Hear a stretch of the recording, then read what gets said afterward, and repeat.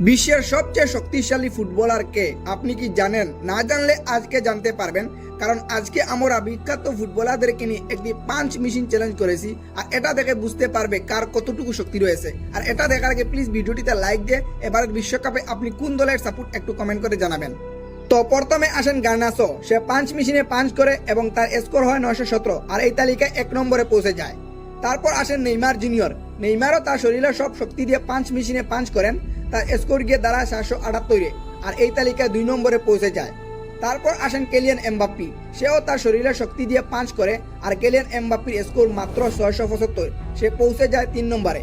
তারপর আসেন গ্রেইথ বেল। সেও পাঞ্চ করে আর তার স্কোর হয় 763, আর তিনি কেলিয়ান এমবাপ্পিকে পিছনে ফেলে 3 নম্বরে পৌঁছে যায় এই তালিকায়। তারপর আসেন মার্কাস। সে তার শক্তি দিয়ে পাঞ্চ করে, তার স্কোর হয় 887, সে নেইমারকে পিছনে ফেলে 2 নম্বরে পৌঁছে যায়। তারপর আসেন হ্যারি কেন, আর সে সবাইকে পিছনে ফেলে এই চ্যালেঞ্জের 1 নম্বরে পৌঁছে যায়। তো উইনার ইজ হ্যারি কেন।